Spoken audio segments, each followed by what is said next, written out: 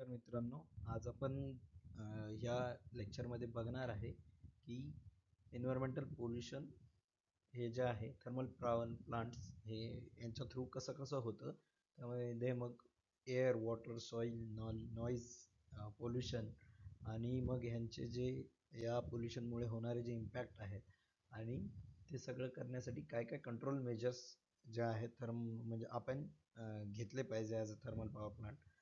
या सगळ्यावर आपण आज हे जे आहे अपकमिंग लेक्चर त्याच्यामध्ये बोलणार आहे. सो स्टार्टिंग फ्रॉम की कशा कशा टाईपचे जे थर्मल पॉवर प्लांट्स आहेत, म्हणजे असे पॉवर प्लांट्स जे आपल्याला काय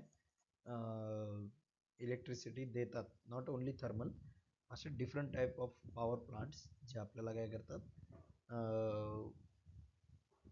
जे ही इलेक्ट्रिसिटी जनरेट करण्यासाठी मदत करतात. सो सगळ्यात वर आहे coal fired thermal power plants. हे खूप कॉमन आहेत, but the major problem of this type of power plants is ते जे आहे इन्व्हायरमेंटला खूप जास्त पोल्यूट करतात. त्याच्यामध्ये मग ते जे कार्बन इमिशन आहे ते खूप जास्त आहे, कारण की we use coal as a fuel, आणि त्याचं जे आउटपुट आहे त्याचं मग ते फ्लाय ॲश असो किंवा बॉटम ॲश असो, या पद्धतीने काय होतं ते बाहेर पडतं. नेक्स्ट आहे गॅस फायर्ड. ते कोलपेक्षा क्लीन आहेत. नॅचरल गॅस जे आहे त्याच्यामध्ये यूज केला जातो ॲज अ फ्यूल सोर्स म्हणून, बट त्याचा प्रॉब्लेम आहे की ते लिमिटेड सोर्सेस आहेत आणि गॅसवरच जेव्हा आपल्याकडे गॅस अवेलेबल असेल तेव्हा आपण त्याच्यावर काय करू शकतो, डिपेंड राहू शकतो. नेक्स्ट आहेत हायड्रो, जे रिन्युएबल सोर्स यूज करतं वॉटर, ज्याच्यामध्ये पोल्युशन होण्याचा काही प्रॉब्लेम नाही, बट हे काय लोकेशन बेस्ड आहे. इथे हे प्रत्येक जागी आपण एस्टॅब्लिश नाही करू शकत, जेणेकरून आपल्याला हायड्रोपासनं जे आहे ते इलेक्ट्रिसिटी हायड्रो पॉवर प्लांट जे आहेत ते यूज करून इलेक्ट्रिसिटी जनरेट करता येईल.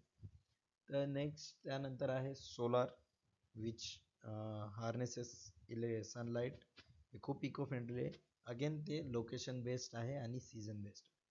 Next wind, which emits very low, म्हणजे त्याचे जे इमिशन्स आहेत ते कमी आहेत, पण ते अगेन लोकेशन डिपेंडंट आहे आणि that also depends on the nature. मग टायडल असेल, हे रिन्युएबल सोर्सेस आहेत, बट काय करू शकतो आपण, फक्त कोस्टल एरियाज जे आहेत, कोस्टल लोकेशन्स आहेत त्याच्यामध्येच ते एस्टॅब्लिश करू शकतो. न्यूक्लिअरमध्ये हाय आउटपुट आहे, बट द प्रॉब्लेम इज याचं जे बाय प्रोडक्ट आहे ते काय आहे, रेडिओ ॲक्टिव्ह वेस्ट आहे, आणि त्यामुळे त्याला जे डिस्पोज करणं आहे आणि त्याचं जे हजार्डसनेस आहे ते खूप जास्त आहे, आणि ते एन्व्हायरमेंटला किंवा आपले जे नॉर्मल पीपल आहेत, कम्युनिटी आहे, त्याला हार्म करू शकतो. डिझेल बेस्ड जे पॉवर प्लांट्स आहेत ते बॅकअप, म्हणजे डिझेल ॲज अ बॅकअप म्हणून यूज केलं जातं पॉवर प्लांट्समध्ये, बट ते खूप हाय कॉस्ट असल्यामुळं त्याचा जो यूज आहे तो फार लिमिटेड होतो. जिओथर्मल जे बेस्ट पॉवर प्लांट्स आहेत ते साईट स्पेसिफिक आहेत, प्रत्येक जागी ते एस्टॅब्लिश केलेले जाऊ शकत नाहीत किंवा इन्स्टॉल केले जाऊ शकत नाहीत, म्हणून मग ते काय पर्टिक्युलर जागीच त्यांना इन्स्टॉल करून वापरलं जाऊ शकतं, as they uses the earth heat, म्हणजे ज्या जागी ती अवेलेबिलिटी असू शकते तिथंच काय होऊ शकतं ते यूज केले जाऊ शकतात. मग या सगळ्यामधून आपल्याला काय कळतं की जे थर्मल पॉवर प्लांट्स आहेत, मग ते गॅस बेस्ड असो कोल बेस्ड असो, हे जे आहेत ते खूप इम्पॉर्टंट आहेत, कारण की we can generate electricity as our need. जेवढी नीड असेल तेवढी आपण त्याच्यापासून काय करू शकतो, त्या हिशोबात जो पॉवर प्लांटची कॅपॅसिटी आहे तसा बनवून कंटिन्युअस प्रोडक्शन करू शकतो. आणि त्यामुळेच आपलं जे 60% ऑफ इलेक्ट्रिसिटी जनरेशन आहे इंडियामध्ये ते थर्मल पॉवर प्लांट्सपासूनच काय केलं जातं, बनवलं जातं. त्यामध्ये मग कोल जे आहे ते यूज केलं जातं कंबशनसाठी, आणि स्टीम जनरेट केली जाते. ती स्टीम काय होते, इलेक्ट्रिसिटी प्रोड्यूस करण्यासाठी यूज होते. मग ह्या सगळ्यामध्ये खूप लार्ज व्हॉल्यूम ऑफ वॉटर आणि कोळसा जे आहे यूज केला जातो, आणि मग त्याचे बाय प्रोडक्ट आपल्याला माहिती आहे ते बाहेर येणारच आहेत. म्हणून मग जे कोळशाचं बर्न झाल्यानंतरचं बाय प्रोडक्ट आहे ते फ्लॅश, आणि त्याच्यापासून निघणारं जे गॅसेस आहेत, CO2 असेल, SO2 असेल, हे बाहेर पडतात. आणि मग ते काय करतात, जे फ्लाय ॲश आहे ते आपल्या सॉईल पोल्युशनला, जे वॉटर आहे त्याच्यामध्ये सीवेज मिक्स होऊन किंवा ग्रीस वगैरे मिक्स होऊन ते काय करतात, वॉटर बॉडीजला काय करतात, पोल्यूट करू शकतात. आणि जे गॅसेस आहेत जसं सॉक्स, नॉक्स किंवा कार्बन डायऑक्साईड, कार्बन मोनॉक्साईड या पद्धतीचे जे गॅस आहेत ते एअर पोल्युशनला काय करू शकतात, म्हणजे इनिशिएट करू शकतात किंवा ते एअर पोल्युशनमध्ये काय करतात, कंट्रीब्यूट करतात. सो जर आपण थर्मल पॉवर प्लांटबद्दल त्याच्यामध्ये इनपुट आणि त्याचे मग जे काय काय आउटपुट निघू शकतात किंवा कुठं कुठं पोल्युशन होऊ शकतं हे जर बघितलं तर इथे आपल्याला दिसेल की आपण पहिल्यांदा काय करतो, जे पाणी आहे त्याला हीट करतो बाय युजिंग कोल. मग इथं कोल इन आला, त्याने काय केलं, फर्नेसमध्ये जे आहे कोलला आपण बर्न केलं, फर्नेस जे आहे ते लाईट झालं, हीटअप झालं, त्यामुळे जी स्टीम आहे ती पाण्याची तयार झाली आणि ती स्टीम जी आहे ती युटिलाइज झाली टर्बाईनला फिरवण्यासाठी आणि generation of electricity is taking place. But what happens is, जेव्हा हे कोल बर्न होतं आणि तो हा फर्नेसचा जो पूर्ण पोर्शन आहे ट्रॅव्हल करून बाहेर निघतो, तेव्हा त्याच्यामध्ये जे आहे दोन प्रकारचे कोलचे रेसिड्यूज आपल्याला बाहेर पडलेले दिसतात. एक असते बॉटम ॲश, ठीक आहे, जे हेवी पार्टिकल्स आहेत कोलचे ते सगळे अनबर्न्ट वगैरे ते काय करतात, बॉटम ॲशमध्ये पडतात. आणि दुसरी असते फ्लाय ॲश, जे थोडेसे लाईट पार्टिकल्स असतात आणि त्यांची जी साईज असते खूप छोटी असते, ते समोर आपल्या फर्नेसमधून काय करतात, बाहेर पडतात. आणि त्याला आपण काय करतो, ॲज अ म्हणजे त्या जे ती फ्लाय ॲश आहे त्याला पुढे जाऊन इलेक्ट्रोस्टॅटिक प्रेसिपिटेटर्स यूज करून त्याला काय करतं, सॉलिडिफाय केलं जातं आणि त्यांना ड्रॉप डाऊन केलं जातं, खाली पाडलं जातं. आणि बाकीचे जे मग उरलेले रेसिड्यू आहेत किंवा जे गॅशियस फॉर्ममध्ये पोल्युटंट्स आहेत ते काय केले जातात, बाहेर चिमणी थ्रू एवढ्या हाईटला सोडले जातात की ती नॉर्मल जी आपली जी कम्युनिटी आहे किंवा आपलं जे गाव आहे त्याच्यामध्ये नाही आलं पाहिजे. पण त्याच्याने प्रॉब्लेम एकदम सॉल्व होत नाही, कारण की हे जे इथे ॲश जमा झाली आहे, फ्लाय ॲश असो किंवा बॉटम ॲश असो, त्याची जी पार्टिकलची साईज आहे ती खूप बारीक आहे आणि त्याचं जे प्रोडक्शन आहे ते खूप जास्त आहे, कारण की we are using hell lot of coal while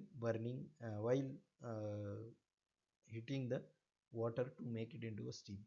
मग त्याच्यामध्ये जे खूप जास्त मेट्रिक टन्समध्ये कोळसा यूज केला आहे, त्याचं जे बाय प्रोडक्ट आहे तेही त्याच्या 30 ते 50% जे आहे ते निघतं. कारण की आपल्या इकडं जी ॲश असते कुठल्याही टाईपच्या कोलमध्ये ती 30 ते 50% कुठेही आपल्याला भेटते, आणि जेवढी ॲश भेटते तेवढं त्याचं काय बाय प्रोडक्ट बाहेर निघतं. मग हे बाय प्रोडक्ट जे निघतात फ्रॉम कोल ते ॲज अ पोल्युटंट म्हणून काम करतात. त्याचप्रमाणे जेव्हा हे वॉटर सर्क्युलेट होत असतं या सगळ्या सिस्टीममधून, बरेचदा असं होतं की त्याच्यामध्ये आपण ॲसिड टाकतो, हायड्रोजन टाकतो to maintain it for particular level. आणि त्याच्यामध्ये मग हे ज्या पूर्ण सिस्टीममध्ये ऑइल्स यूज केलेले असतात, ग्रीस यूज केलेले असतात, ते त्याच्यामध्ये मिक्स होतात. आणि जेव्हा ती सिस्टमच्या बाहेर पडतं वॉटर, ते ह्या सगळ्या कंटामिनंट्सला घेऊन काय करतं, बाहेर पडतं. मग ते सुद्धा वॉटर जे आहे ते जर नॉर्मल वॉटर बॉडीजमध्ये सोडलं तर ते काय करू शकतं, वॉटर पोल्युशन करू शकतं.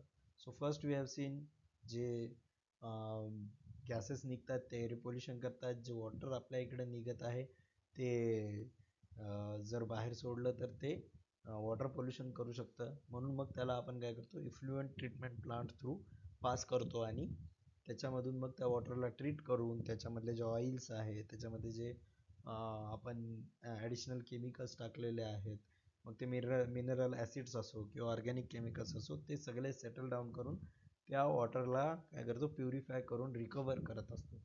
ते कुठं होतं, इफ्लुएंट ट्रीटमेंट प्लांटमध्ये. हे झालं वॉटर पोल्युशनच्या बाबतीत.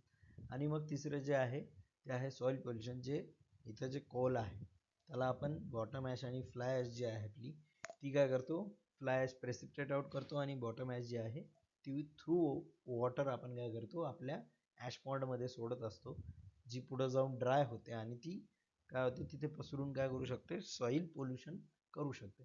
ते हे जे सोर्सेस आहेत हे सगळे काय, थर्मल पॉवर प्लांट जे आहे या 2-3 टाईपच्या पोल्युशनचा खूप मोठा सोर्स आहे. ठीक आहे. मग आता एवढी मोठी जी सिस्टम चालू आहे इथं कंटिन्युअस, इथं खूप मोठ्या मशिनरीज यूज होत आहेत. तुमचा कोळसा बारीक करण्यासाठी मोठ्या मोठ्या मशिनरीज यूज होत आहेत. टर्बाईन फिरवण्यासाठी तिथे मोठमोठे पंप किंवा जे मोटर्स यूज होत आहेत. त्यानंतर वॉटर पूर्ण एका फ्लोमध्ये इकडून जे बॉयलर आहे तिथून तुमच्या टर्बाईनपर्यंत घेऊन जाण्यासाठी यूज होतं. तर त्याच्यामध्ये काय होतं, खूप जास्त नॉईज पोल्युशन होण्याचा सुद्धा चान्स असतो. ॲक्च्युली ते होतच असतं आणि हे एक दुसरं मेजर कंट्रीब्युशन आहे जे थर्मल पॉवर प्लांटचं या सेगमेंटमध्ये पोल्युशनसाठी जे कंट्रीब्यूट करतं. सो आपल्या एन्व्हायरमेंटमध्ये हे जे आहेत बायोटिक अबायोटिक जे कंपोनंट्स आहेत, या सगळ्याच कंपोनंट्सला जे थर्मल पॉवर प्लांट असतात ते कुठे ना कुठं काय करत असतात, अफेक्ट करत असतात. जसं मी तुम्हाला वॉटर सॉईल आणि फिजिकल कंपोनंट्स जे आहेत त्याच्याबद्दल सांगितलं, पण जे आपले flora fauna humans living organisms आहेत त्याच्यावरही काय होत असतं, जे एअर वॉटर सॉईल हे जे या गोष्टीचं पोल्युशन होतं त्यांचा इफेक्ट काय पडत असतो, या सगळ्या गोष्टीवर पडत असतो. So these are interlinked and affected by thermal power plants. तर आता एअर पोल्युशनचा will start from air pollution, त्याचा जर ओव्हरव्ह्यू घ्यायचा झाला तर जी आपली एअरची क्वालिटी आहे ती अल्टर्ड होणं. ओके, त्याच्यामध्ये जे फॉरेन पार्टिकल्स जे आपल्याला हानिकारक आहेत ते येऊन पडणं किंवा कुठल्या एखाद्या गोष्टीची जी क्वांटिटी आहे ती एका लिमिटच्या बाहेर त्या एअरमध्ये येणं, त्याला एअर पोल्युशन असं आपण म्हणतो. ठीक आहे. मग हे कसं कसं होऊ शकतं, this is caused by physical, chemical and biological pollutants. ठीक आहे. फिजिकल पोल्युटंट्स म्हणजे काय, त्याच्यामध्ये सॉलिड पार्टिकल्स जास्त वगैरे असते ते सगळे. त्यानंतर केमिकल म्हणजे काय, त्याच्यामध्ये जे आपले गॅशियस वेगवेगळ्या प्रकारचे केमिकल्स जात आहेत ते. आणि बायोलॉजिकल जे पोल्युटंट्स आहेत ते म्हणजे काय की या सगळ्या गोष्टी जेव्हा जळत असतात, करत असतात, त्यामधून जे ऑर्गॅनिक मॅटर्स वगैरे हे सगळे बाहेर पडतात.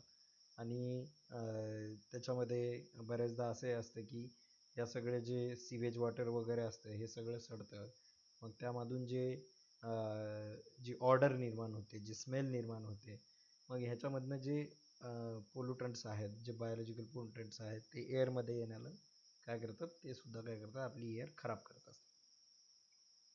थर्मल पॉवर प्लांट्स काय करतात, विजिबल प्लस इनविजिबल पोल्युटंट्स आहेत ते रिलीज करत असतात. म्हणजे यामध्ये असं आहे की आपल्याला बऱ्यापैकी जे गॅशियस किंवा पर्टिक्युलेट मॅटर ते दिसतात, पण असे बरेच केमिकल्स असतात, बरेच ऑर्गॅनिक जे मॉइटीज असतात जे थर्मल पॉवर प्लांटमधून इमिट होतात पण ते दिसत नाहीत, कारण ते एअरमध्ये काय करतात, डिस्पर्स झालेले असतात.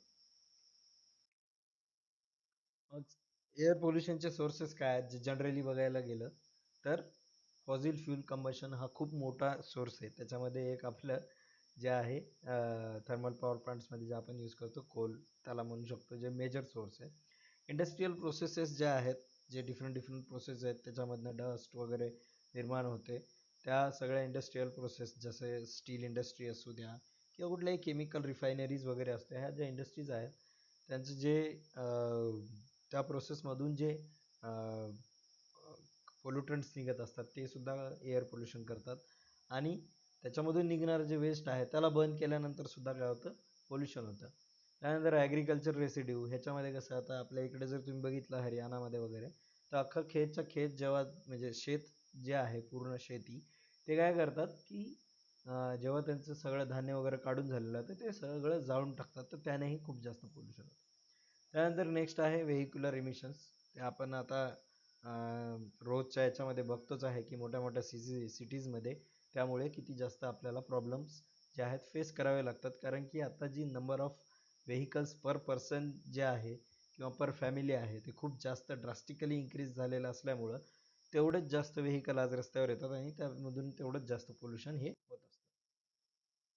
मग आता थर्मल पॉवर प्लांट्सच्या प्रत्येक पोर्शनवर जर तुम्ही थोडंसं बघायला गेलात की कुठं कुठं जे पोल्युशन आहे ते पर्टिक्युलरली होत असतं, त्यामध्ये सगळ्यात मग फर्स्ट आहे की स्टॅक इमिशन. स्टॅक इमिशन म्हणजे काय की जेव्हा आपला कोल जळतो, ठीक आहे, त्यानंतर त्याच्यातून निघणारा जो पर्टिक्युलेट मॅटर किंवा जे गॅसेस रिलीज होत आहेत, जसं CO2 आहे, SO2 आहे, NO2 आहे, म्हणजे नायट्रस ऑक्साईड वगैरे आहेत, हे सगळे जे आहेत त्याच्यानंतर particulate matter with the size of 2.5 micron, particulate matter with the size of 10 micron, हे जे आहेत जे या चिमणीमधून बाहेर पडत असतात ते सगळे स्टॅक इमिशन म्हणून कॉन्ट्रीब्यूट करतात. त्यानंतर जे आपल्या इकडे कोळसा बारीक करण्यासाठी आपण काय करतो, बंकर्स यूज करतो, त्याला इथून एका ठिकाणाहून दुसऱ्या ठिकाणावर ट्रान्सपोर्ट करण्यासाठी आपण ट्रॅक्स यूज करतो. मग ह्याच्यामधून जी डस्ट निर्माण होते या सगळ्या प्रोसेसमध्ये, ह्या मटेरियल्सला हँडल करण्यामध्ये, ती सुद्धा काय करते, एअर पोल्युशनला कंट्रीब्यूट करते. आणि एकदा बर्न झाल्यानंतर किंवा कोळसा आपल्या प्लांटमध्ये येताना सुद्धा ते काय होत असतो, तो ट्रॅव्हल करताना बऱ्यापैकी उडत असतो आणि त्यामुळे तो जो कोळसा आहे उडून काय करतो, एअर पोल्युशन करतो. आणि तो बर्न झाल्यावर सुद्धा ही जी ॲश आहे तुम्हाला इथे दिसत असेल, तिला आपण ट्रान्सपोर्ट करतो एका ठिकाणाहून दुसऱ्या ठिकाणासाठी. मी मागच्या लेक्चर्समध्ये सांगितलं सुद्धा आहे की यांचा जो यूज आहे इंडस्ट्रीमध्ये, सिमेंट इंडस्ट्रीमध्ये, ब्रिक इंडस्ट्रीमध्ये काय होतो, खूप जास्त होतो. मग त्याला जेव्हा ते असे याच्यामध्ये मोठ्या मोठ्या ट्रक्समध्ये जेव्हा ट्रॅव्हल करत असतात घेऊन, तेव्हा तेही काय करतात, त्याचे पार्टिकल्स वगैरे उडतात आणि काय करतात, त्याची जी ॲश आहे, त्याचा जो कोळसा आहे, ते काय करतात, आपल्या याच्यामध्ये पोल्युशन करतात. तर आपल्या सगळ्यांना माहिती आहे की हे वेगवेगळ्या प्रकारचं जे एअर पोल्युशन आहे ते होत राहणार आहे. आणि ते म्हणजे प्रत्येक थर्मल पॉवर प्लांट असो किंवा अदर इंडस्ट्रीज असो, ते त्यांच्यामुळे ते होतच राहणार आहे. परंतु मग इथं काय आहे की हे सगळं एका लिमिटमध्ये होत राहिलं तर ती सिस्टम काय होईल, आपण काही दिवस जास्त चालू शकतो किंवा त्याचा जो त्रास आहे तो आपल्या इथल्या इकोसिस्टमला कमी होईल या हिशोबाने मग काय केलेलं आहे, सेंट्रल पोल्युशन कंट्रोल बोर्ड असो किंवा आपलं जे महाराष्ट्र पोल्युशन कंट्रोल बोर्ड असो, हे आपल्याला गाईडलाईन्स देतात की या गाईडलाईन्समध्ये काय केलं पाहिजे, आपण आपल्या या लिमिट्समध्ये सगळे जे ॲम्बियंट एअर क्वालिटी स्टँडर्ड्स जे दिलेले आहेत त्याच्या हिशोबानेच काय केलं पाहिजे की अशी सिस्टम बनवली पाहिजे आपल्या पॉवर प्लांटमध्ये की त्यापेक्षा त्या लिमिटच्या बाहेर जास्त ज्या आहे सल्फर डायऑक्साईड असो किंवा नायट्रोजनचे ऑक्साईड्स असो, हे रिलीज नाही झाले पाहिजे. मग जे युनिट्स 2003च्या अगोदर बनले होते त्यांना कशा लिमिट्स होत्या की जर 500 मेगावॅट आणि त्याच्यापेक्षा छोटा असेल तर त्याला 600 mg/nm³ एवढा SO2 रिलीज करू शकत होता. त्यानंतर जर तुम्ही बघितलं इथे की जे प्लांट याच्यामध्ये झालेत 2003 ते 2016मध्ये, तर त्यांना 600 mg/nm³ जी आहे ती लिमिट आहे 210 मेगावॅट वगैरेला. आणि जे 500 मेगावॅटपेक्षा जास्त आहेत त्यांना 200 mg. आणि तिथंच नायट्रोजन ऑक्साईडची मग 300 mg/nm³ जे 2016पर्यंत तयार झाले होते. पण जे युनिट 2017 नंतर तयार झालेत मग त्यांचे बघा आता पर्टिक्युलेट मॅटर जे आहे 30 mg/nm³. म्हणजे हे 100वरून 50वर आलं आणि 50वरून 30वर आलं. सल्फर डायऑक्साईड जे आहे ते 600वरून 100वर आलं. आणि त्यानंतर ऑक्साईड्स ऑफ नायट्रोजन ते 600हून 300वर आले आणि 300हून 100वर आले. म्हणजे जे रूल्स आहेत, जे रेग्युलेशन्स आहेत, जे रिस्ट्रिक्शन्स आहेत, ते खूप जास्त काय झाले, अजून स्टॅग्नंट किंवा खूप जास्त त्याला काय म्हणतो आपण, नॅरो होत गेले. की कमीत कमी पोल्युशन हे तुम्ही केलं पाहिजे आणि तुमची जी सिस्टम आहे ती जास्तीत जास्त इफिशियंट बनवली पाहिजे, जेणेकरून जे पोल्युशन आहे ते कमी झालं पाहिजे. आणि जे पर्टिक्युलेट मॅटर असो किंवा जे हजार्ड म्हणजे ह्युमन हेल्थला किंवा कुठल्याही ॲनिमल हेल्थला जे हजार्डस असणारे गॅसेस असो, ते कमीत कमी रिलीज झाले पाहिजे एअरमध्ये, असं त्यांचं म्हणणं आहे. आणि त्यानुसार मग त्यांनी आपल्याला ह्या गाईडलाईन्स दिलेल्या आहेत. या गाईडलाईन्सला चिटकून अधेअर करूनच आपल्याला आपला प्लांट चालवायचा असतो. जर त्या गाईडलाईन्समध्ये आपण बसत नसू तर मग आपल्याला काय होणार, त्याच्या हिशोबाने फाईन लागणार. तर बघा आता जे गाईडलाईन्स रिसेंट गाईडलाईन्स आहेत 2017 नंतरच्या, त्या कशा कशा दिलेल्या आहेत प्रत्येक पोल्युटंटसाठी आणि ॲन्युअली ते ॲव्हरेज किती असलं पाहिजे आणि 24 आवर्ससाठी किती असलं पाहिजे हे इथं दिलं आहे. तर माझं असं म्हणणं आहे की ह्या सगळ्या गोष्टी थोड्याशा व्यवस्थित तुम्ही लक्षात ठेवा. इन्व्हायरमेंटल जे याच्यावर क्वेश्चन पडतील बऱ्यापैकी, ह्या लिमिट्स किंवा ती जे सल्फर डायऑक्साईड किंवा हे सगळं आहे कोणत्या मेथडनी मोजलं जातं हे यासाठी यावर क्वेश्चन विचारण्याचे खूप जास्त चान्स आहेत. तर मग आता बघा SO2 जे आहे त्याची जर ॲन्युअली लिमिट बघायची गेली तर ती 50 आहे आणि 24 आवर्सला जर तुम्ही बघायचं झालं तर ती 80 आहे. त्याचप्रमाणे नायट्रोजन डायऑक्साईडची ॲन्युअली जी लिमिट आहे ॲव्हरेज जे आहे तुमचं 40 असलं पाहिजे आणि 24 आवर्समध्ये जे ॲव्हरेज असलं पाहिजे ते 80 असलं पाहिजे. मॅक्सिमम सांगतो, त्यापेक्षा कमीच असलं पाहिजे. मग जे इकोलॉजिकली सेन्सिटिव्ह एरियाज आहेत जी सेंट्रल गव्हर्नमेंट सांगते की इथे कमी पोल्युशन झालं पाहिजे बिकॉज तिथे जी पॉप्युलेशन डेन्सिटी किंवा हे आहे ते जास्त असेल, तिथे मग बघा की जी सल्फरची ॲन्युअल लिमिट आहे ती 20वरच येते आणि जी नायट्रोजन डायऑक्साईडची वगैरे आहे ती डायरेक्ट 30वर येते. मग सल्फर डायऑक्साईड जे आहे याला तुम्ही जे क्वांटिफिकेशन आहे ते कसं करता तर अल्ट्राव्हायोलेट फ्लोरसन्स मेथड ही यूज केली जाते, ज्याच्या थ्रू जे सल्फर डायऑक्साईड आहे त्याच्यामध्ये काय केलं जातं त्याचं क्वांटिफिकेशन केलं जातं. आणि तेच जे तुमचं नायट्रोजन डायऑक्साईड आहे त्याच्यामध्ये केमिल्युमिनिसन्स ही मेथड यूज केली जाते त्याचं कॉन्सन्ट्रेशन जाणून घेण्यासाठी. नेक्स्ट पोल्युटंट आहे पर्टिक्युलेट मॅटर. पर्टिक्युलेट मॅटर म्हणजे काय, हे डस्ट आहे. हे काय, कोलमधून जी ॲश तुमची बाहेर निघते त्याचे जे एकदम बारीक पार्टिकल साईज असतात ते आहेत पर्टिक्युलेट मॅटर. त्याच्यामध्ये दोन प्रकारचे असतात. एक असते PM10 ज्याची साईज जी आहे पर्टिक्युलेट मॅटरची ती 10 मायक्रोमीटर, लेस दॅन 10 मायक्रोमीटर आहे. आणि दुसरं असतं पर्टिक्युलेट मॅटर ज्याची साईज जी आहे 2.5 जे काय म्हणतात ते 2.5 मायक्रोमीटरपेक्षा छोटी असते. या दोन्हीमध्ये जर बघायचं गेलं तर PM10 पेक्षा PM2.5 हा खूप जास्त काय घातक आहे, कारण त्याची एवढी छोटी साईज आहे की तो इझिली आपल्या बॉडीमध्ये जाऊन कुठेही कंटामिनेट होऊ शकतो. मग या पर्टिक्युलर मॅटरमध्ये जर कुठला एखादा हेवी मेटल वगैरे असेल तर तो आपल्या बॉडीला काय करू शकतो, खूप जास्त प्रॉब्लेम्स क्रिएट करू शकतो. मग यांच्या लिमिट्स कशा दिलेल्या आहेत, पर्टिक्युलर मॅटर 10 PM10चे आहे की ॲन्युअली जर तुम्ही बघायचं झालं तर कुठलाही सेन्सिटिव्ह एरिया असो किंवा इंडस्ट्रियल रेसिडेन्शियल एरिया असो तिथे ते 60 मायक्रोग्राम पर M³ या लिमिटच्या बाहेर नसलं पाहिजे आणि ॲन्युअली त्याचं जे ॲव्हरेज आहे ते 100 मायक्रोग्राम पर M³ असलं पाहिजे.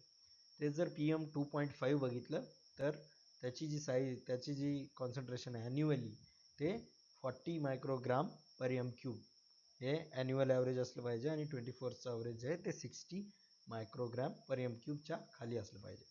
मग आपण कुठल्या मेथड्स यूज करू शकतो पर्टिक्युलर मॅटर डिटरमाइन करण्यासाठी? ग्रॅव्हिमेट्रिक मेथड यूज करतात, ज्याच्यामध्ये तिथे ॲम्बियंट एअरमध्ये स्टॅकची मशीन लावलेली असते, त्याच्यामध्ये एक फिल्टर पेपर लावलेला असतो, त्यावर ते पर्टिक्युलेट मॅटर ठेवलेलं कलेक्ट होतं थ्रू त्या मशीनमधून.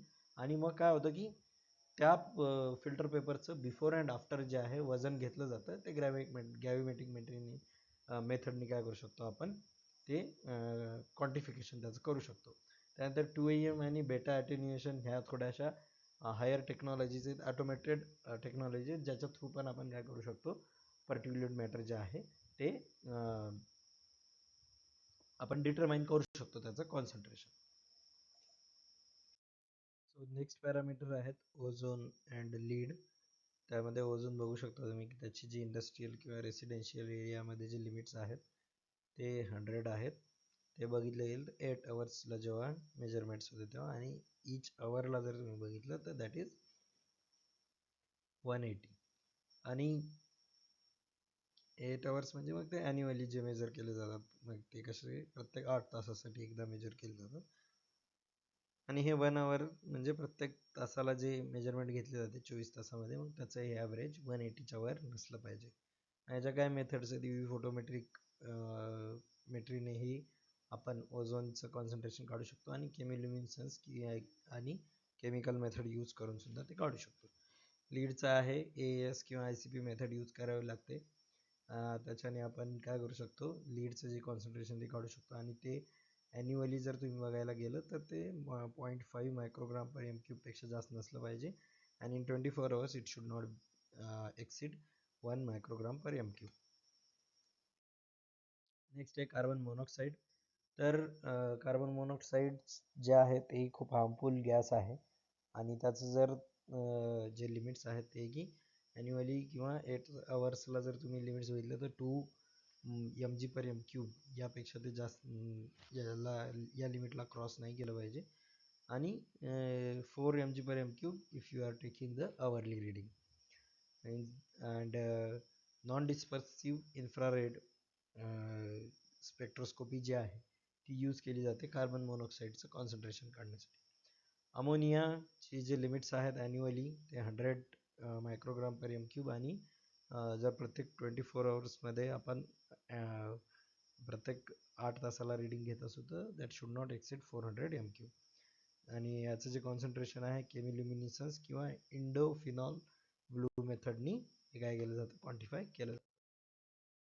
नेक्स्ट आहे benzene. Benzene is a carcinogenic compound and त्याचे जे ॲन्युअली त्याचे जे लिमिट्स आहे ते 5 मायक्रोग्राम पर एम क्यूबपेक्षा जास्त नसलं पाहिजे. आणि जे बेन्झिन आहे ते गॅस क्रोमॅटोग्राफी बेस्ड कंटिन्युअस ॲनालायझरनी काय केलं जातं आपण ॲनालाइज करू शकतो किंवा ॲडझॉर्प्शन डिसॉर्प्शन या मेथडनीही जी सी नंतर काय करू शकतो म्हणजे फॉलोड बाय जी सी आपण बेन्झिनचं कॉन्सन्ट्रेशन काढू शकतो. नेक्स्ट आहे बेन्झोपायरीन. ठीक आहे, ते जर पर्टिक्युलेट फेजमध्ये असेल तरच मग त्याची जी लिमिट आहे ती की 1 नॅनोग्राम पर एम क्यूब याच्यापेक्षा ते आपल्या ॲटमॉस्फिअरमध्ये किंवा ॲम्बिएंट एअरमध्ये नसलं पाहिजे. आणि याचं जे कॉन्सन्ट्रेशन आहे ते solid extraction method followed by HPCLC किंवा GC ॲनालिसिसनी आपण करू शकतो. त्यानंतरचं नेक्स्ट पॅरामीटर आहे ते आहे आर्सेनिक आणि निकेल, जे हेवी मेटल्स आहेत आणि त्यांचे जे ॲन्युअली जे ॲव्हरेज आहे त्याच्या याचं की काय लिमिट्स असल्या पाहिजे तर 6 नॅनोग्राम पर एम क्यूब आणि 20 नॅनोग्राम पर एम क्यूब हे रिस्पेक्टिव्हली जे त्याचे व्हॅल्यूज आहेत त्याच्यावर आपले निकल आर्सेनिक आणि निकल हे जे आहे ते नसलं पाहिजे ॲम्बिएंट एअरमध्ये.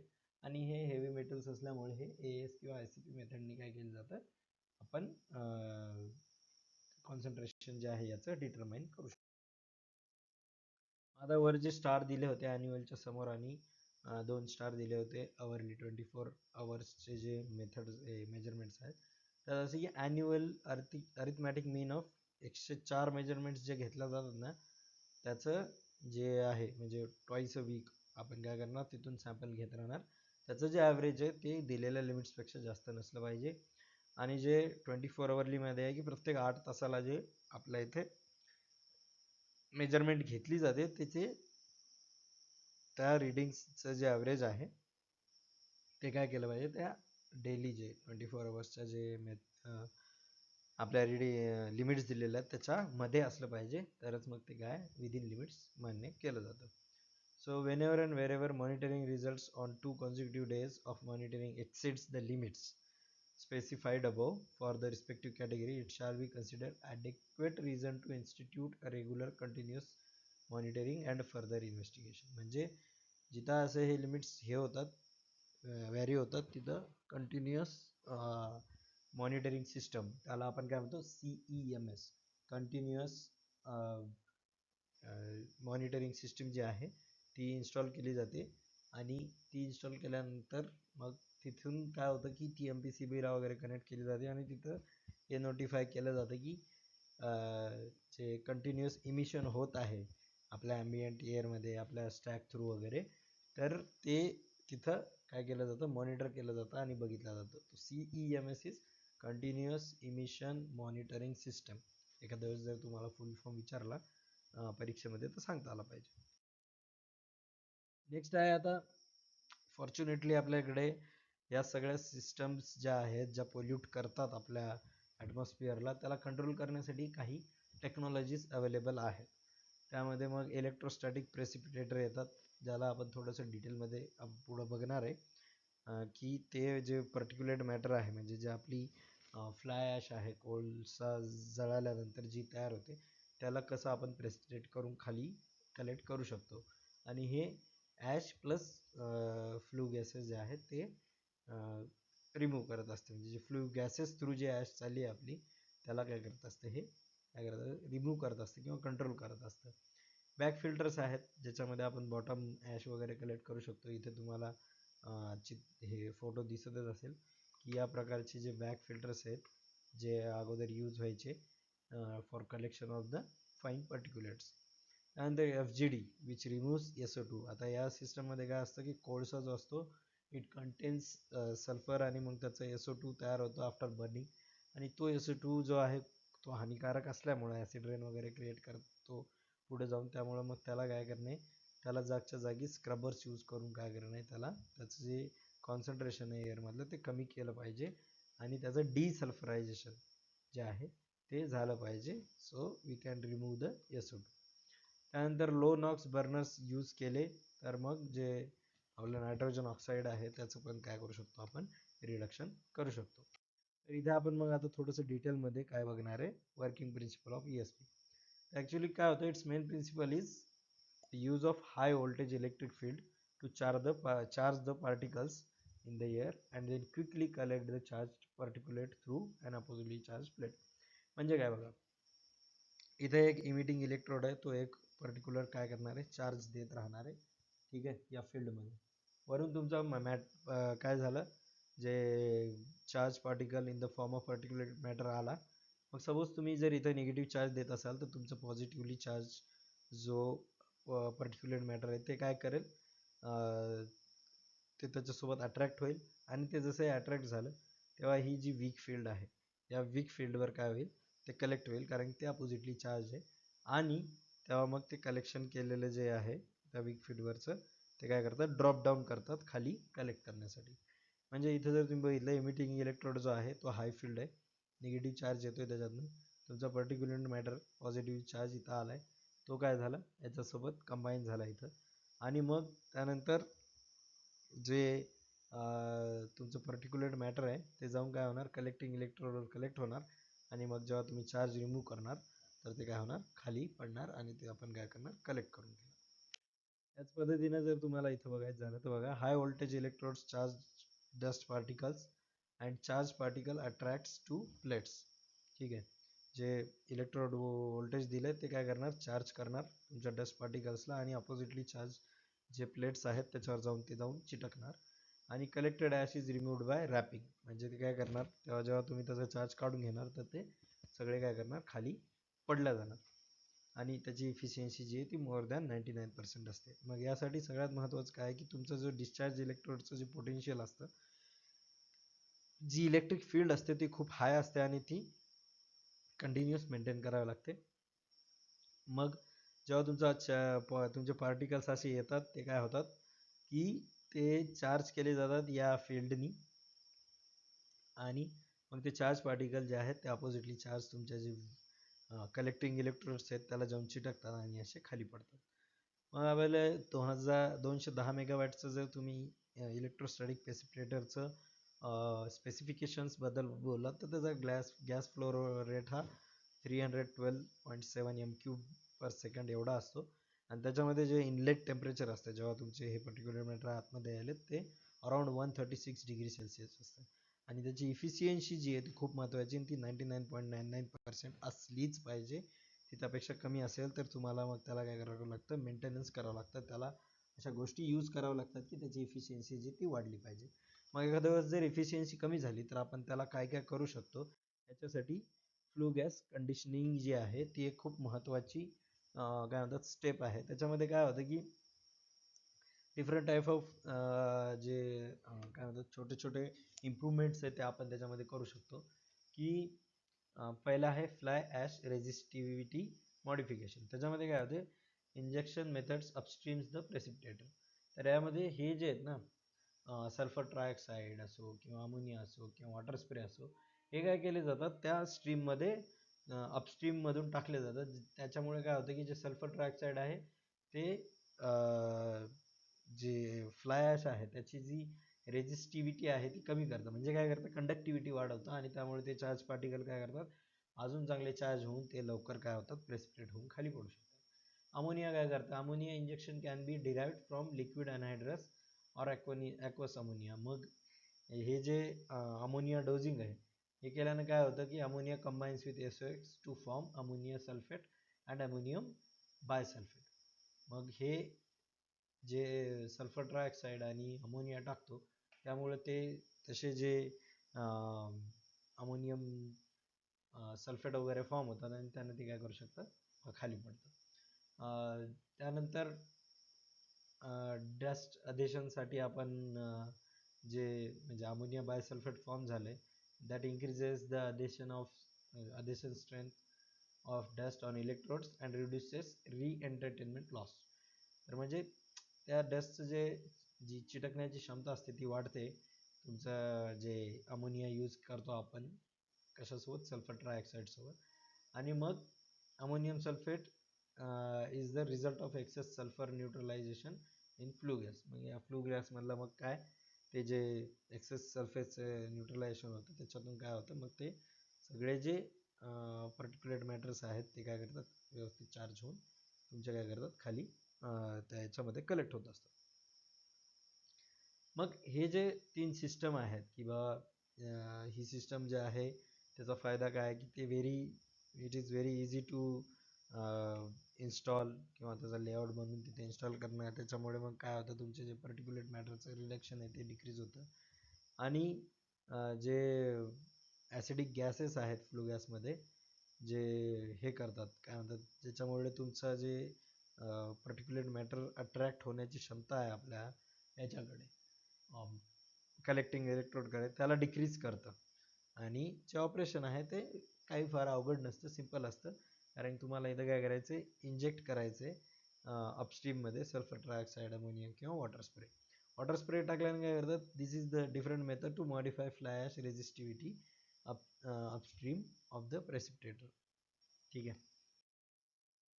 त्यानंतर जी नेक्स्ट मेथड आहे जी आपण प्रिव्हेन्शन म्हणून यूज करू शकतो किंवा जी कंट्रोल करण्यासाठी म्हणून यूज करू शकतो इन अवर सिस्टम, ज्याच्यामधून आपण काय करू शकतो, सल्फरचं जे कॉन्सन्ट्रेशन आहे आपल्या एअरमध्ये येणारं ते डिक्रीज करू शकतो. तर ते आहे FGD. FGDचा फुल फॉर्म आहे फ्लू गॅस डिसल्फरायझेशन. म्हणजे काय करतो आपण स्क्रबर्स यूज करून जो सल्फर आहे तो रिमूव्ह करण्याचा प्रयत्न करतो. मग त्याला काय करतो आपण की जे एक्झॉस्ट गॅस येतो आपला ज्याच्यामध्ये सल्फर आहे त्याच्यामधून काय करणार, ते SO2 रिमूव्ह करणार. वेट अँड ड्राय मेथड त्याच्यामध्ये अवेलेबल असतात. ठीक आहे. त्याच्यामध्ये वेट मेथड जी आहे ती जास्त इफेक्टिव्ह आहे दॅन ड्राय मेथड, पण तिचा खर्च पण मग जास्त येतो दॅन ड्राय मेथड. जिथे तुमचे 210 मेगावॅट वगैरेचे प्लांट असतात किंवा 250 मेगावॅट, या सगळ्या प्लांटसाठी काय असतं की ड्राय मेथड ही बऱ्यापैकी इफेक्टिव्ह आहे आणि स्वस्तामध्ये ती इन्स्टॉल पण करू शकतो. पण जेव्हा ते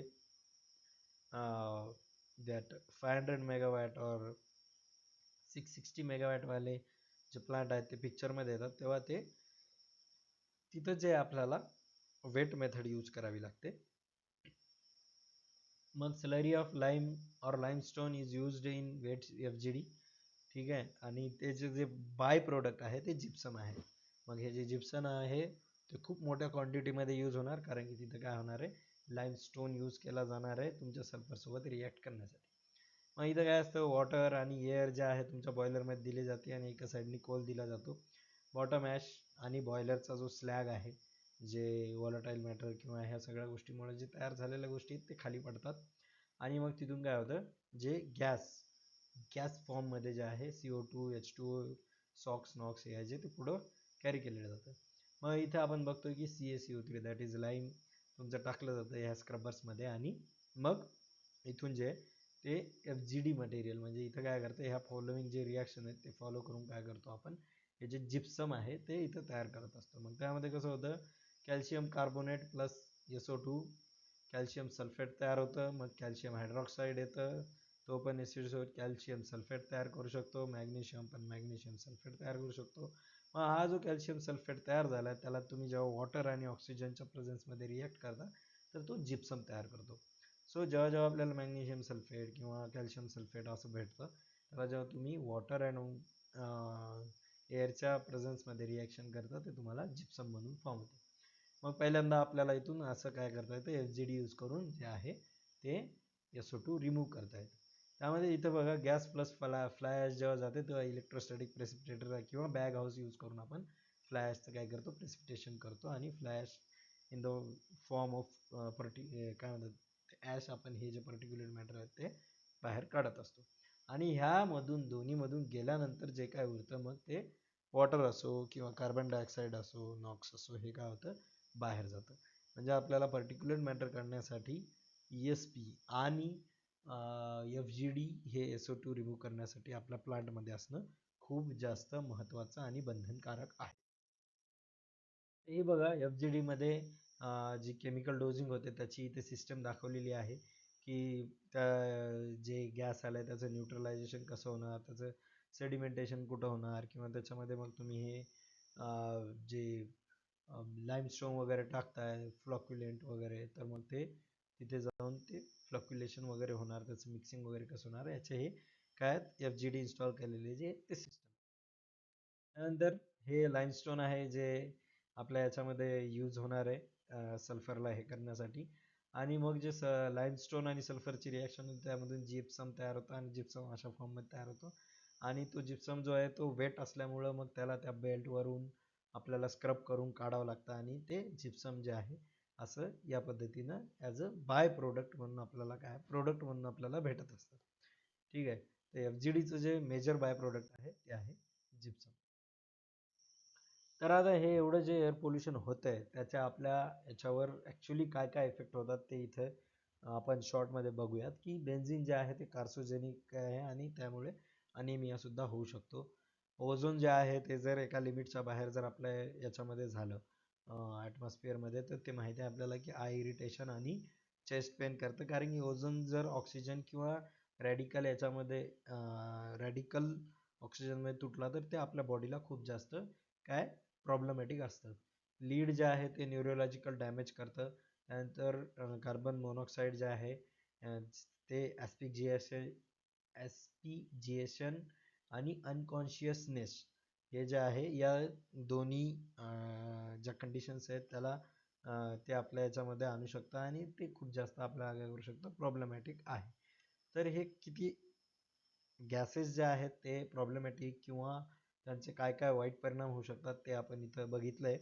आणि एअर पोल्युशन ह्या सगळ्यामुळे रोखणं आणि ह्या सगळ्यामुळे जे आपल्या इकोसिस्टीमला किंवा एन्व्हायरमेंटला जो हार्मफुल इफेक्ट होणार आहे त्या त्यापासून दूर ठेवणं ह्यासाठी काय आहे की आपण जे आहेत मेजर्स घेत असतो आणि एअर पोल्युशन हे कंट्रोलमध्ये आणण्यासाठी प्रयत्न करत असतो. त्यानंतर थर्मल पॉवर स्टेशन हे वॉटर पोल्युशनसुद्धा करतं, हे मी तुम्हाला सुरुवातीलाच सांगितलं, ज्याच्यामध्ये की जे गरम पाणी आहे ते सिस्टीममधून बाहेर पडत असतं आणि ते नॉर्मल वॉटर बॉडीजमध्ये गेलं तर तिथली ॲक्वा लाईफ वगैरे हे खराब करू शकतं. त्यानंतर केमिकल डिस्चार्ज होत असतो कंटिन्युअसली, त्यामध्ये येणारे जे ग्रीस वगैरे आहे, ऑइल वगैरे आहे, ज्या आपल्या प्लांटमध्ये यूज होतात, हे सगळे काय करतात त्या पाण्यातून बाहेर येऊ शकतात. त्यानंतर जे ॲश पॉइंट्स आहेत त्याच्यामध्ये जे कोल आपण बर्न केल्यानंतर ॲश गेलेली आहे त्याच्यामध्ये पाणी यूज करतो, तर त्या पाण्याचीही रिकव्हरी आपण करतो आणि त्या ॲश पॉइंटमधून काय होऊ शकतं, जे हेवी मेटल्स आहेत ते त्या पाण्यामध्ये येऊ शकतात. त्यानंतर influence from DM plants and cooling system, कारण की आपण DM प्लांटमध्ये आपल्या इंट्रोडक्टरी लेक्चरमध्ये बघितले की बरेच ॲसिड्स आणि अल्काली आपण यूज करतो आणि ते जे इफ्लुएंट आहेत ते सुद्धा काय होऊ शकतात आपल्या वॉटर बॉडीजमध्ये जाऊ शकतात. आणि जेव्हा रेन वॉटर आपल्या याच्यामधून बाहेर पडतं, प्लांटमध्ये धुवून बाहेर पडतं, तर प्लांटमधल्या बऱ्याच गोष्टी ते वॉश करून काय करत असतं त्यामधले पोल्युटंट्स ते घेऊन बाहेर जात असतं. तर या पद्धतीनं जे आहे वॉटर पोल्युशन जे आहे थर्मल पॉवर प्लांटमुळे जे आहे आपल्या आजूबाजूच्या जे कम्युनिटी आहे, जे क्षेत्र आहे, इकोसिस्टम आहे त्याच्यामध्ये या डिफरंट मेथड्सनी काय होऊ शकतं येऊ शकतं. आपल्याला MPCBने काय केलेले आहेत काही जे ॲम्बियंट किंवा जे वॉटर क्वालिटी पॅरामीटर्स दिलेत त्यामध्ये असं आहे की जे कंडेन्सरचा pH आहे ते आपला 6.5 to 8.5 असला पाहिजे. त्याच्यामध्ये क्लोरीन हे जे आहे 0.5 mg/L यापेक्षा जास्त नसलं पाहिजे. आणि जे बॉयलर बोर्ड ब्लो डाऊन देतो आपण त्याचे जे सस्पेंडेड सॉलिड्स आहेत ते 100 mg पर लिटर म्हणजे 100 ppm पेक्षा जास्त नसले पाहिजे, किंवा त्यामध्ये जे ऑइलचं कंटेंट आहे ते 20 ppm पेक्षा जास्त नसलं पाहिजे. म्हणजे या लेवलला त्यांना ट्रीट करूनच आपण काय करू शकतो, हे जे आपले वॉटर जे याच्यामध्ये निघणार आहे ते आपण बाहेर. वॉटर पोल्युशन कंट्रोल कसं कसं करणार, तर कूलिंग टॉवर्स आणि आर्टिफिशियल जे लेक आहेत ते जर आपण व्यवस्थित बनवले तर त्यामुळे काय होतं, जे वॉटर आहे ते कंटिन्युअस रियूजमध्ये येतं आणि त्यामुळे जे थर्मल इम्पॅक्ट जो आहे, जो त्याची जी हीटिंग, जे गरम पाणी आपण बाहेर वॉटर बॉडीजमध्ये किंवा नॉर्मल याच्यामध्ये सोडायचो ते काय होतं, त्यामुळे तो थर्मल इम्पॅक्ट काय होतो तो काय होतं, कमी होतो. मग नंतर आपण इफ्लुएंट ट्रीटमेंट प्लांट इन्स्टॉल करतो, प्रत्येक पॉवर प्लांटला असतो. त्याच्यामध्ये काय होतं की हे जे सगळे ॲसिड्स किंवा केमिकल्स यूज केलेलं वॉटर जे निघतं आहे त्याला काय केलं जातं, तिथे ट्रीट केलं जातं आणि त्याच्यामधून हे सगळे जे ॲसिड्स वगैरे आहेत त्यांना न्यूट्रलाइज करून काय केलं जातं, वॉटरची रिकव्हरी केली जाते. त्यानंतर जे डोमेस्टिक वेस्ट आपल्या याच्यामध्ये जातं, आपल्या पाण्यामध्ये जातं, त्याला ट्रीट करून त्याला नॉर्मलाइज करण्यासाठी काय करतो आपण की सीवेज ट्रीटमेंट प्लांट जे आहे तो आपल्या इथे इन्स्टॉल केला जातो, ज्याच्यामध्ये सीवेज जे आहे त्याला ट्रीट करून जी वॉटरची आहे, क्लीन वॉटरची जी रिकव्हरी तिथे केली जाते by adding some neutralising agents and all.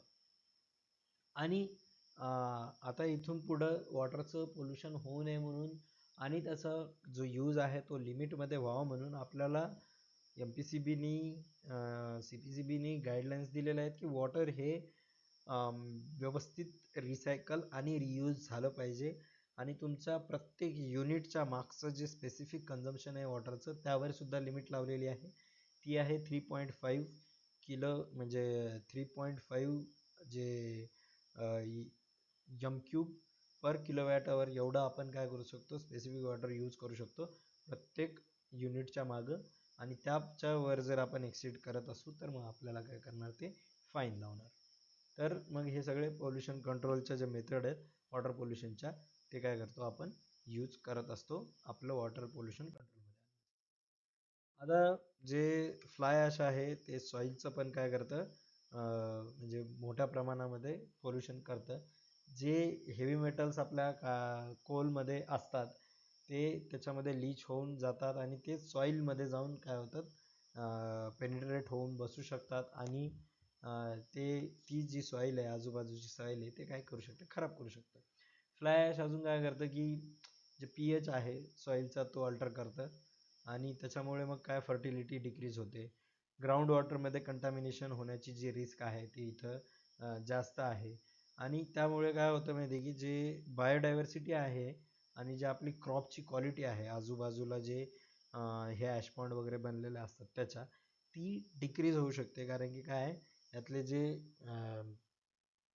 Heavy metals असू द्यात किंवा असे ऑर्गॅनिक मटेरियल असू द्यात जे काय करतात सीप होऊन किंवा पेनिट्रेट होऊन किंवा हळूहळू काय करतात त्या याच्यामधून पाण्यामधून आपल्या शेतीमध्ये किंवा सॉईलमध्ये जाऊन तिथली काय करू शकतात, जी क्रॉपची क्वालिटी आहे ती खराब करू शकतो.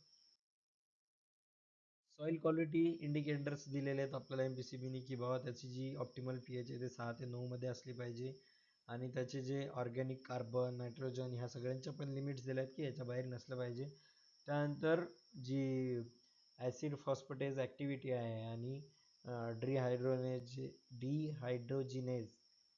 जी ॲक्टिव्हिटी आहे ती कंटिन्युअसली कॅरीड आउट केली पाहिजे. आणि जे बायोमॅस आपल्या इकडं आजूबाजूला तयार होतं आहे आणि जी सॉईलची पोरोसिटी आहे ती सुद्धा काय केली पाहिजे, एका पर्टिक्युलर लिमिटमध्ये मेंटेन करत राहिले पाहिजे. हे त्याचे प्रॉपर चांगली सॉईल असण्याचे इंडिकेटर्स आहे. त्यानंतर मग फ्लॅश मॅनेजमेंट करण्यासाठी काय करतात की अशा डिस्पोजल साईट्स बनवल्या जातात जे फुल्ली कवर्ड असतील, त्याची जी वॉल वगैरे व्यवस्थित बांधून घेतली जाते आणि तिथून ते लीक होणार नाही याची काय घेतली जाते, काळजी घेतली जाते की जे हेवी मेटल्स आहेत ते तिथून लीच नाही झाले पाहिजे. आणि जे ॲश पॉन्ड आहे त्याच्या आजूबाजूला पूर्ण ग्रीनरी करण्याचे जे आदेश आहेत आपल्याला ते MPCBने थर्मल प्लांट्सला दिलेले असतात, की जेवढा ॲशचा एरिया आहे आणि त्याच्या आजूबाजूचा जो सगळा बेल्ट आहे तो पूर्णपणे झाडांनी कव्हर केला पाहिजे, जेणेकरून तिथली जी ॲश आहे ती उडून दुसरीकडे नाही गेली पाहिजे आणि त्याच्यावर झाडं लावल्यानंतर ती तिथेच काय झाली पाहिजे, पक्की बसली पाहिजे आणि आजूबाजूची जी लोक वगैरे राहतात त्यांना त्याचा त्रास नाही झाला पाहिजे. मग त्याच्यामध्ये आणखी की जे हाय कॉन्सन्ट्रेशन स्लरी डिस्पोजल म्हणजे की बाबा हेवी कॉन्सन्ट्रेशनवाले जे किंवा हेवी डेन्सिटीवाले अशी स्लरी यूज करायची जी जाऊन व्यवस्थितपणे काय करेल तुमच्या ॲशला सेटल करेल. आणि ॲशचं जे आहे कमर्शलाइज यूज करायचं म्हणजे एकाच जागी ॲशचे ढिगारे लागून पडू द्यायचे नाही, कारण की वारं वगैरे सुटल्यानंतर ती ॲश उडून सगळीकडे पसरू शकते. मग त्याचा ब्रिक्समध्ये कन्व्हर्जन करणं किंवा सिमेंट इंडस्ट्रीला देऊन त्याचा यूज करणं किंवा आजकाल काय झालं की आजकाल जेवढे मोठे मोठे ब्रिज बनतात त्याच्या जे फिलिंग असतं त्याच्यामध्ये ही जी आहे ॲश यूज केली जाते. मग या पद्धतीनं जे फ्लाय ॲशचं मॅनेजमेंट आहे ते कंटिन्युअस काय केलं पाहिजे, करत राहिलं पाहिजे. त्यामुळं मग जे त्याच्यामुळे होणारं पोल्युशन आहे ते आपोआप कंट्रोलमध्ये येतं. हे जे मग ते फ्लॅश मॅनेजमेंट फ्लॅशचा युटिलायझेशन येतं की ब्रिक सिमेंट आणि रोड इम्बॅकमेंटसाठी याचा यूज करू शकतो आपण. सिरॅमिक्स आणि पॉलिमर प्रोडक्ट बनवण्यासाठी सुद्धा ॲशचा यूज होतो. आणि काही काही जागी जर ही ॲश व्यवस्थित आणि चांगली असेल तर सॉईल कंडिशनिंग करण्यासाठी सुद्धा वापरली जाते. आणि आजकाल तर ते वीट उद्योग किंवा ब्रिक्स बनवण्यामध्ये त्याचं एवढा जास्त यूज होते की आजकाल कमर्शियली जे आहे ॲश ही सगळीकडे विकल्या जात आहे. आता थर्मल पॉवर प्लांटमध्ये जे आहे काय होतं की मशिनरी असते, टर्बाईन्स असतात, ब्लोअर्स असतात, जे काय करतात खूप जास्त डेसिबल्समध्ये काय करतात, नॉईज पोल्युशन करत असतात. आणि त्याच्यामुळे काय होऊ शकते की जी आजूबाजूला लोक काम करणारी आहेत त्या प्लांट्समध्ये वगैरे त्यांना मग ते हिअरिंग डॅमेज होऊ शकतं. आणि मग हे सगळं जे नॉईज पोल्युशन होतंय त्याला सगळ्यात पहिला आणि जो महत्त्वाचा उपाय जो आहे तो आहे की जी आपली ऑक्झिलरीज आहेत, ज्या मशिनरीज आहेत त्याचं प्रॉपर मेंटेनन्स करणं. ते जर करत राहिलं तर त्याची इफिशियन्सी वाढते आणि त्याच्यामुळे जो आवाज तयार होतोय, त्याच्यामुळे जे साऊंड पोल्युशन होतंय, त्यामुळे जो नॉईज पोल्युशन होतंय ते काय होईल, कुठं ना कुठं रिड्यूस होईल. मग आता आपण जर बघितलं तर नॉईज पोल्युशनच्या लिमिट्स काय आहेत, जे इंडस्ट्रियल एरिया आहे त्याच्यामध्ये दिवसा 75 डेसिबल मॅक्सिमम असलं पाहिजे आणि रात्रीला 70 डेसिबल. तसंच कमर्शियल किंवा जो एरिया आहे तिथं 65 आणि 55 असे आहेत डे आणि नाईटचे. जिथं सायलेंट झोन आहे तिथं 50 आणि 40च डेसिबलची लिमिट आहे आणि जिथं रेसिडेन्शियल झोन आहे तिथं 55 आणि 45 या लिमिट्समध्येच काय असलं पाहिजे आपलं जे नॉईज पोल्युशनचे जे नॉईजची जी इंटेन्सिटी आहे ती एवढ्या डेसिबलमध्येच असली पाहिजे तुमच्या इंडस्ट्रीमध्ये. मग आता नॉईज पोल्युशनचे जे इफेक्ट आहेत ते काय काय आहेत, hearing loss, stress, sleep disruption आणि त्यामुळे हार्ट रेट वाढू शकतो, BP वाढू शकते आणि जे आपल्याला एक दुसऱ्यासोबत कम्युनिकेशन करायचं आहे ते सुद्धा हॅम्पर होतं आणि त्याच्यामध्ये म्हणजे बराच टाईम वेस्ट होऊ शकतो, एनर्जी वेस्ट होते. आणि कित्येकदा असंही होतं की बऱ्याच लोकांना या खूप जास्त आवाज असणाऱ्या ठिकाणी गेल्यानंतर अँझायटी होते किंवा त्यांना चक्कर येऊ शकते, ते चक्कर येऊन पडू शकतात. मग हे सगळं जे नॉईज पोल्युशन आहे त्याचे एवढे इफेक्ट आपल्यावर होतात, तर मग त्याला कंट्रोल करण्यासाठी असे सायलेन्सर्स लावले पाहिजे. ठीक आहे.